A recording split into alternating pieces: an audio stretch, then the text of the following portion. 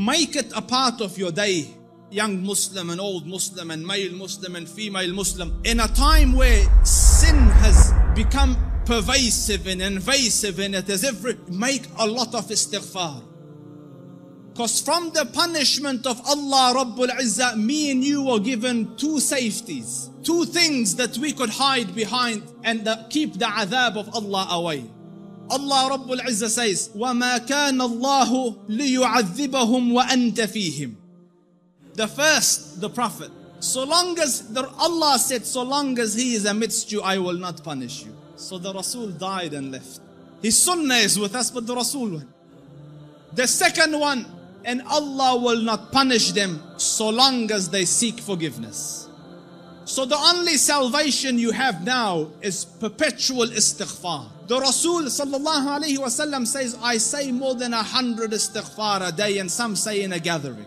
Busy yourselves with istighfar. Astaghfirullah al-azim. Oh Allah forgive me. Oh Allah forgive. Astaghfirullah. Perpetuate, make it a habit. And wallahi, Allah will open all the doors of goodness upon you. In the time of Hassan al-Basri, he was alim, zahid, taqiyyun, naqi, lillahi al-wali, min al-shaytani bari, a righteous man. And he had students. So he was busy with them. And a man came and he said, Shaykh, I have problems. So he goes, what's your problem? So he goes, there's no rain in our land. Drought has come. Give me something to do. So he says, increase the saying of istighfar. So he thanked him and went. The other man came. Sheikh, poverty has struck us. There's no income, no money. So he says, say istighfar, increase the saying of istighfar. And his students are watching. Third person came. Sheikh, I can't have children. So increase the saying of istighfar. So the students look at the Sheikh, every person came with whatever sickness. You have one medication, just injecting everyone the same thing. What's going on? So the Sheikh said, it's from the Quran. فَقُلْتُ اسْتَغْفِرُوا رَبَّكُمْ إِنَّهُ كَانَ غَفَّارًا يُرْسِلِ السَّمَاءَ عَلَيْكُمْ مِدْرَارًا وَيُمْدِدْكُمْ بِأَمْوَالٍ وَبَنِينَ وَيَجْعَلْ لَكُمْ جَنَّاتٍ وَيَجْعَلْ لَكُمْ أَنْهَارًا. Make istighfar of Allah. Allah will send the sky down with helpful rain for you. He will bestow you with wealth and progeny and make your gardens grow, and around it springs of water will come. All for the saying of istighfar and the returning to Allah Rabbul Izzah with seeking forgiveness of Allah Rabbul Izzah. Make istighfar, Muslims. Amidst the scholars of the past, one of the famous ones is Ahmad ibn Hanbal. They call him the Imam of Ahlul Sunnah. And such a giant of an Imam, some of the people in his madhab say that no one served the religion after Abu Bakr radiallahu anhu more than Ahmad ibn Hanbal. Because just in the days of Mihna, for years he took imprisonment and house arrest, but he would not budge on his stance on the deen.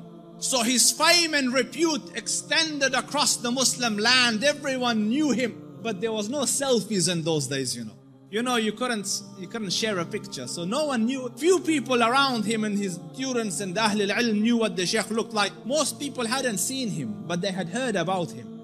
So Imam Ahmad went on a travel from his city to another city. And when he reached that city, night befell him. He was in a masjid. And he was trying to sleep in the masjid because in those days there was no hotels and things. So the guard came and he said, get out of the masjid. So he said, listen, I'm a traveler. I don't have anywhere to go.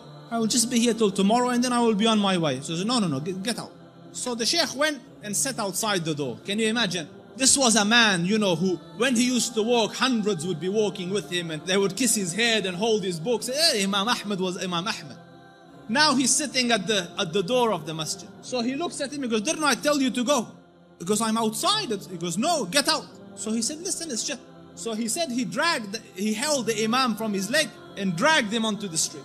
Imam Ahmad. So, and the Shaykh, subhanallah, And when he's landed in the middle of the road, across the road was a baker, the one that makes bread. So the baker saw him and he goes, listen, he sees in him signs of piety and taqwa. So he goes, come here and sleep in my bakery, and I'm making the dough all night and fixing the bread, because people will come at Fajr to buy, but you sleep here as I'm doing my work.